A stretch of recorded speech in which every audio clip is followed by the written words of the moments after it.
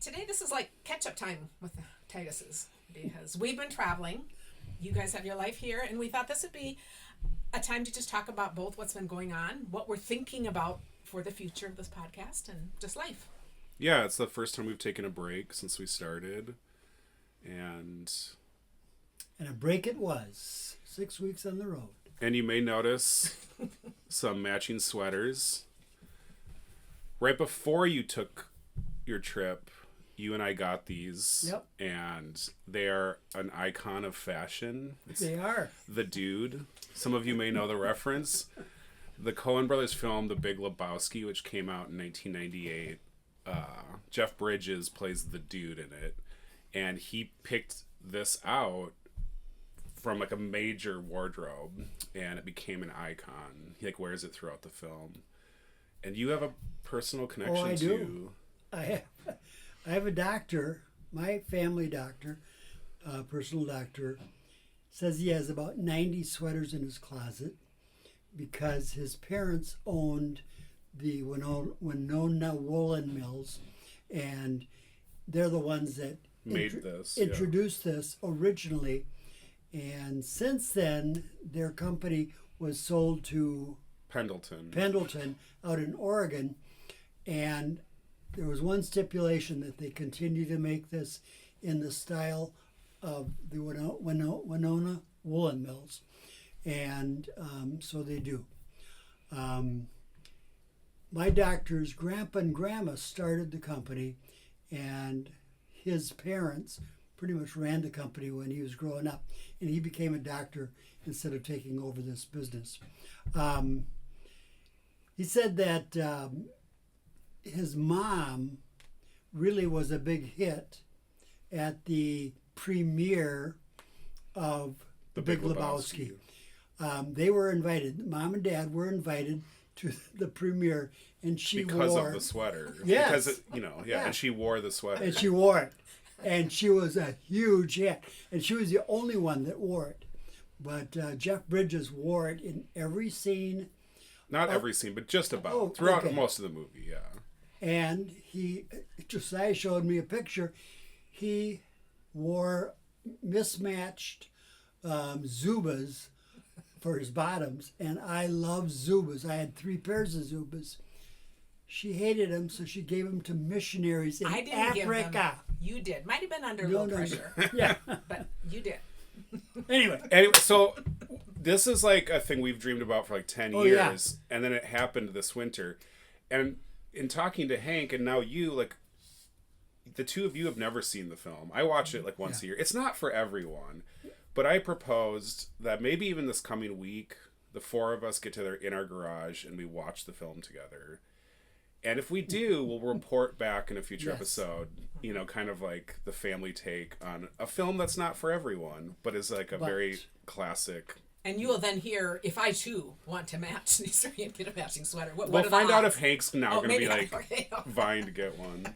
And we could never afford one until they were 50% off. Yeah, just for a few days. So we got 2 for the price of 1. So. What I think is fun about that story is the length of time. It's a story that started 10 years ago. Yeah. And it's something you guys have talked about. And did you love the movie even? Oh, yeah. Oh, you love the movie. Did you love the movie? Yeah. Oh, okay. It's a movie. I can't imagine loving the movie, but we'll see. But I love the shared length of the story. And you guys, and did Jeff pick out the sweater? Yes. He went in, so Jeff Bridges was shown like a room full of like options, and he spent some time just like walking and looking at things, and he picked this himself. Yep. And it was the only Winona Woolen Mills sweater there. Yeah. And he so he kind of put them on the map, and he created an icon of fashion. So. Well, and that is a cool story too. Yep. We did that. I think that whole part. So, and it's kind of I don't know. I don't think of delayed gratification as one of your real strengths. Oh, for sure not. I don't have a choice. I could have bought one in Duluth. I could have bought one in all kinds of places. Well, I feel like Grand Marais. I sent you. Grand Marais. Yeah, yes. I sent you a photo of like the Ben Franklin there. Yes. One of the shops like always had these in stock. Mm-hmm. Yeah. So we're just but how fun it is was Ben this? Franklin. Because now it's also part of a story, and I think that's part of like we've talked about.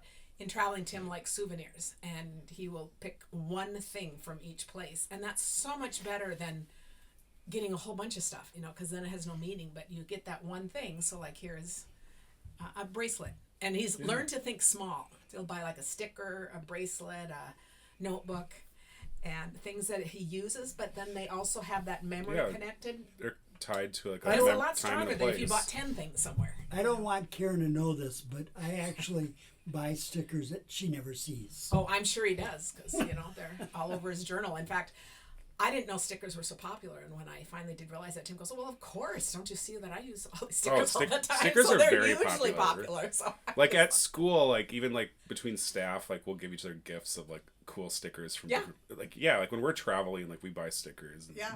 So I think that's pretty fun. But yeah, Hank, you had like a nice moment while they were gone. Do you want to tell us about it? State tournament. Oh. Hank has many nice moments. He wasn't sure which one. Dad, it's so hard to choose. So, just tell us about how the season ended and the final state tournament. And we missed it. I said, we're sorry to miss it, because we go to every single game we can when we're here. And of the many sports you play, which one was this? Basketball. Basketball, yeah.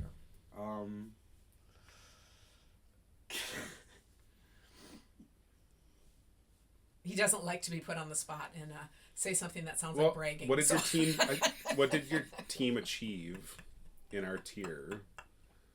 Third out of 16. Yeah, you placed third in the tournament, and you and a couple of the other players decided that if you placed, you were going to shave your heads.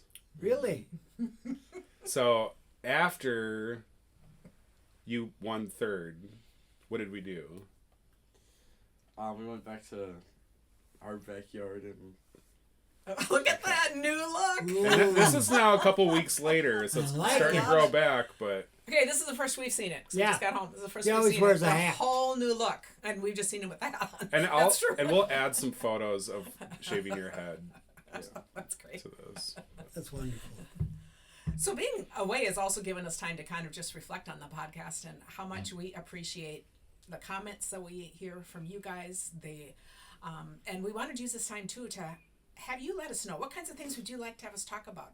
We love talking about anything in life from different perspectives, and I think it's it's kind of a walk down memory lane. And I know a lot of you have just said it's just fun to kind of bring back all those memories. So always keep that in mind, because we love doing that. Definitely. So we've been traveling for 6 weeks. We've never been gone that long. I doubt we ever will again. But it was Wonderful. It was wonderful. And any favorite places you went? The whole East Coast. We've never been to the North Atlantic Ocean. And it was so fun to be in Florida, Georgia, South Carolina South, South Carolina North, and then up to North Carolina. It was so we started spectacular. in Florida at St. Augustine with our grandkids and our daughter, which was really delightful and such a historical fun thing.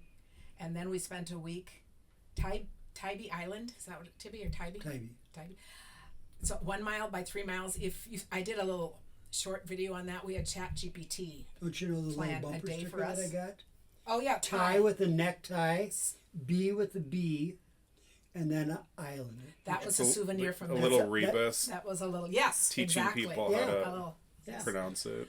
So I asked ChatGPT to do plan a vacation day for us. A couple in our mid-70s that could walk about 3 or 4 miles a day and plan breakfast, lunch, and dinner. And what was your reaction? So I did little snippets of it. I don't think ChatGPT really knows mileage very well. Kilometers or mileage, they were all really wrong. They would say 1.2 miles and it would be 2 miles, So we were, but it was really fun, and it was so fun to stay at a place where we just parked the car and could walk everywhere. I think that was just such a treat on that time. So I would absolutely no comment. No comment. Well, it was really grueling. It was. You know, I said- I never walked that much. I did say, But it I'm was sure good. they have Ubers here, Tim. Yeah. I did offer Yeah, to call an Uber. and we were about And 5 blocks And he from just home. kept saying, I've made it this far. I'm going to make it. So we just stop for coffee and then we keep on trucking. But I don't think we'll do that And again. then take a nap when you got back. And that was one of the first days. So you were really glad after that just to walk where you wanted. I know, as little as I did, but the destination was really spectacular because there was a lighthouse on the ocean that really probably had a lot of boats from 200 years ago, ships that were coming towards the United States that were spared the rocks. It was beautiful. And then we spent a week at Folly Island, which we also would love to go back to. So you guys will have to tell us if you've been to these places. But we stayed. I think it's called Folly Beach. Oh, Folly Beach. I keep going. I'm on an island thing. Yeah. We stayed just across a divide. We were about 3/4 of a mile from town.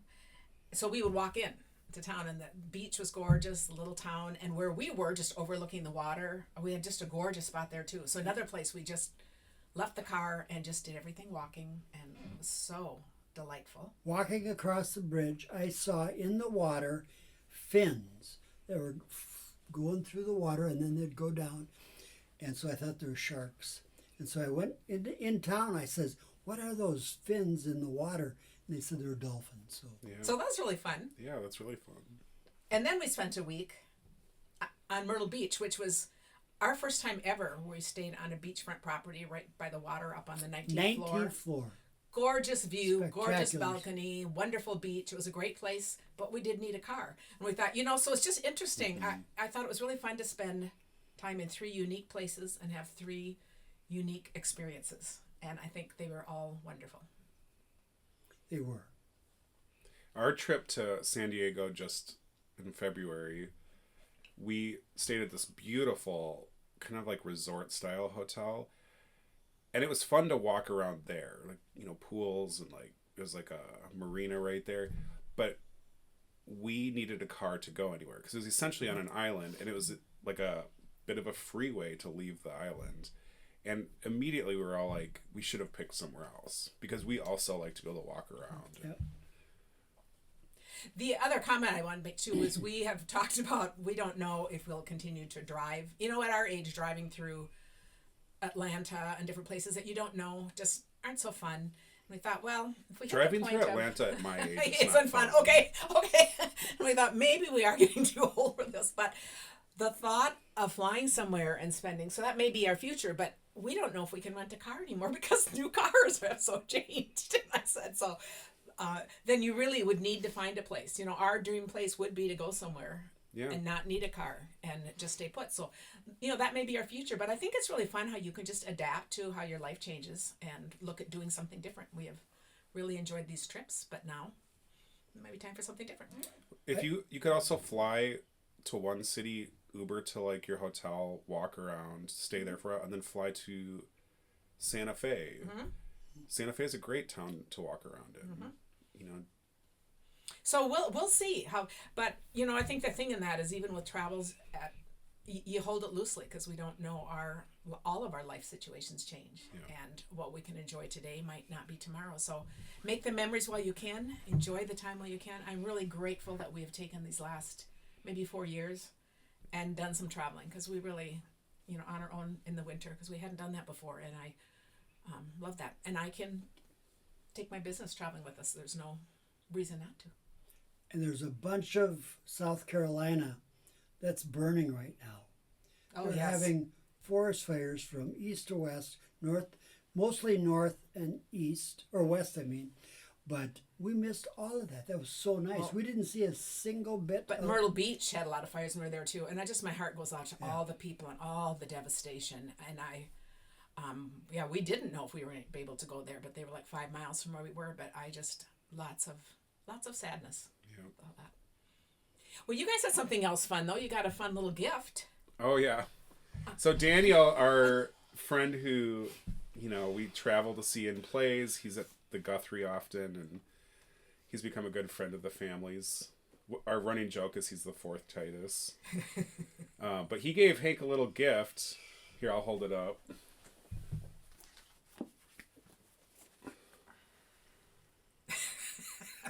Can I see it? Yeah, it's Shakespearean insults. It's a daily calendar. Oh my goodness. So as a family, this is kind of new to us, but as a family, we've been, reading these each day to us and trying to incorporate them into our everyday conversations. But we picked out a fun one that, we're going to have Hank try and read. It's got some... Read my birthday. Oh, Tim wants to look at his birthday. Oh my goodness. Well, this could be the one. Oh, You're this saving Hank. Should I just say, okay, Hank, I just saved you. A devil haunts thee in the likeness of an old fat man. Oh! Boom, roasted.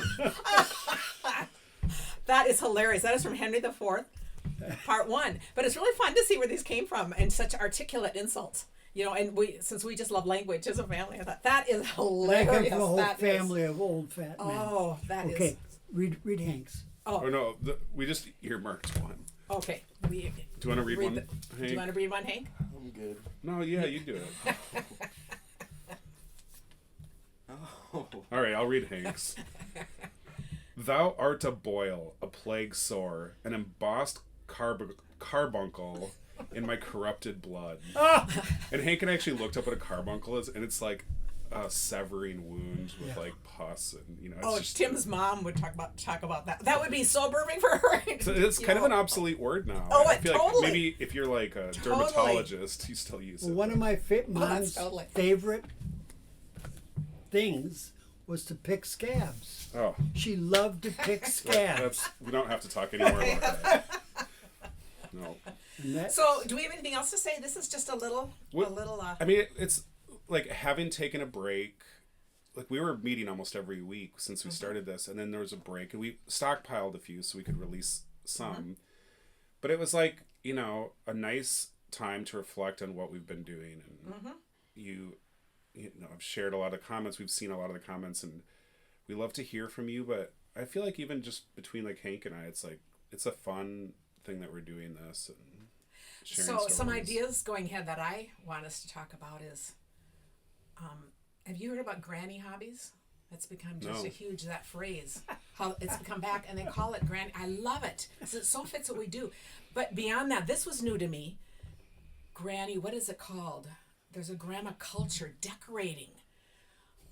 Thrifting is going to become back again with all the little Schlotzkys and all the knickknacks. Oh, that's already, for my age, that's a huge thing. Oh, and on TikTok, how that's bringing all these, and they call it granny-core. So it's like granny decor. Yeah.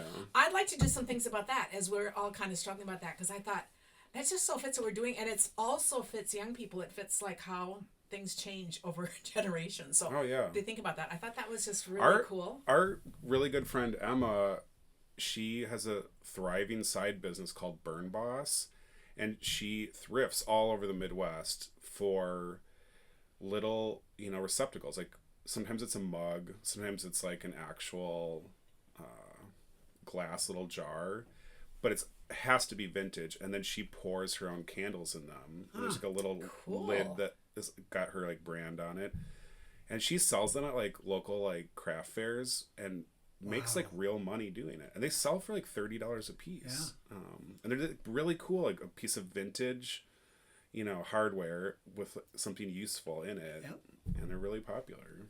Well, I think that's fun. So watch for some episodes and be thinking about that. And the whole idea of, some people say, well, that's a disparaging term, but it's not. But it's the idea. And woodworking too, everything that comes back. But it's that culture of the older days when things moved more slowly and you made things, and going back to working with our hands, getting away from screens. So to me, it's a very honoring thing to think about. But it's also fun. We talk about getting rid of all this stuff because our kids aren't going to want it. But we all know that most people then will get rid of the stuff, and the few that don't will have, it's just the cycle of how life works. But that whole granny core was just so totally new to me. That's something I'd like to talk about. I'd like to talk about the meanings of home. I have lots of different things I'm thinking about home. I feel like what we do is we walk down memory lane, we give light onto the experiences that we're sharing, and we become just reflective in sharing things. I thought a lot about the idea of home when we were traveling, and I could see that being a series. But one story that came up to me, this is about you, Hank. But I remember when just the feeling like, what is home? How does home change as we get older? The different stages of life and what home means in old age, it changes. But I remember when Hank was little, you had some signing, and you weren't verbal yet. But I remember when you brought him over one time, he signed home coming into our house, and you told us that he'd sign home for our house, your house, and his other grandparents' house. Yeah. And I have remembered And it was that. a made-up sign. Like, Okay. he had Oh, made it's a it made-up up. sign. Oh, I thought, because I don't remember other signing. I remember that story so well. But Was it this, or what was it? I was trying to think of thank you. Yeah, you said thank you this way, which it's actually this. And this is actually more in sign language. But what was your home one? It was like a finger thing. But what Yeah. it meant to me was, that's an age He where you thought- couldn't articulate what home is, but it definitely is a safe place. It's where you belong. And you can have more than one home at a time. There's that whole Sure, sense yeah. that we have of what home. So all those are kind of thoughts kind of in my mind of different places we'd like to go. Now we'd like to hear your thoughts. So Well, this space that we're shooting this in is our basement. And some of my favorite memories about Hank were in this basement because he would play hockey down here when he was like 18 months old, and he would shuffle along the carpet with his little stick, and he'd go back and forth. It was absolutely hilarious, and it was right here on this carpet. all the memories. And when you think, and a lot of you are in this position where at some point you do leave your home. You go to a new home and you leave those memories behind. But you can capture them, you can write them down. And that's just part of it, just being reflective about that. Well, I mean, at that level, like when I think of our home, like my childhood home, it's not this house. Right. You know, you moved here a few years before Hank was born, so he never knew that house. And I think of this as your home now. Like, I've never lived here. Definitely. And we have a lot of memories here, but like when I think of home, like Yeah. childhood home, it's not this house. It's the house we had in Linden New York. Hills. Right. You know? Right. So very cool. So should we wrap up with Yeah, let's do a it. card That made a difference. that made a difference? So I was at Snapping Up Convention at the end of my trip, and I met so many wonderful people that have been following us. And this was a letter, and I talked to so many people, and it's so interesting because I remember saying sometimes, "Oh, are you okay if I tell your story?" And they'd say, "Yes, but do I remember?" So, but this person sent me a letter afterwards, and I just think sending a letter, a card, it's a handmade card. It doesn't matter if it were or weren't, though. It's the idea that she sent me this letter to thank me. She said, "I am so glad I ran into you on stage. I feel like we're old friends when we chat, even though I just met you. I love listening to your podcast. Thanks for chatting with me outside and offering empathy. It always feels better to know we're not alone. Best of luck with your podcast."